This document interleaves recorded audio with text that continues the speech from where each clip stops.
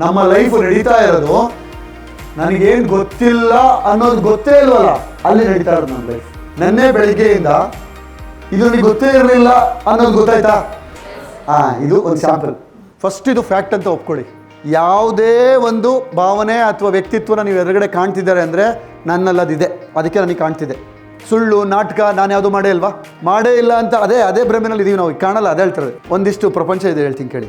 ಒಂದು round cake ಅನ್ಕೊಂಡ್ಬಿಟ್ರಪ್ಪ, ಮೊನ್ನೆ cake cut ಮಾಡಿದ್ರಲ್ಲ 31st, ಅದರಲ್ಲಿ ಸಣ್ಣ ಪಾರ್ಟ್ ಒಂದು ಪಾರ್ಟ್ ಇದೆ, ಅದು ನನಗೆ ಗೊತ್ತಿರೋದು. ನಮ್ಮ ಲೈಫಲ್ಲಿ ಒಂದು ಪೋರ್ಷನ್ನು ನನಗೆ ಗೊತ್ತು, ಏನು ಗೊತ್ತು ಅಂತ.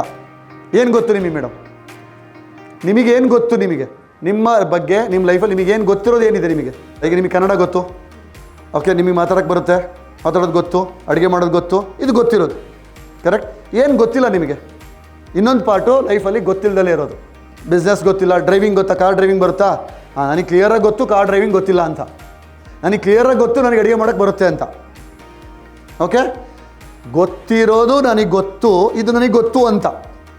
ಇನ್ನೊಂದು ಕ್ಲಿಯರಾಗಿ ಗೊತ್ತು, ನನಗಿದು ಗೊತ್ತಿಲ್ಲ ಅಂತ.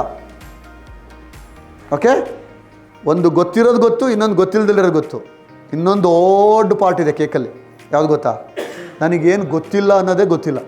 ಇದಕ್ಕೆ ಎಕ್ಸಾಂಪಲ್ ಹೇಳ್ಬಿಡ್ತೀನಿ. ನೆನ್ನೆ ಬೆಳಿಗ್ಗೆಯಿಂದ ಇದು ನನಗೆ ಗೊತ್ತೇ ಇರಲಿಲ್ಲ ಅನ್ನೋದು ಗೊತ್ತಾಯ್ತಾ?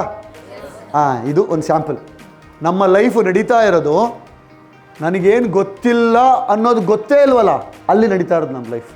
ನಾನು ದ್ವೇಷ ಇರ್ಬೋದು, ಅಸೂಯೆ ಇರ್ಬೋದು, ಅವಮಾನ ಇರ್ಬೋದು, ಅಸತ್ಯಗಳಿರ್ಬೋದು, ಏನೇನು ನೋಡ್ತಾ ಇದ್ದೀನಿ ಅಂದರೆ ನನ್ನೊಳಗಡೆ ಇದೆ. ನನ್ನೊಳಗಡೆ ಇರೋದಕ್ಕೆ ಕಾಣ್ತಿರೋದು.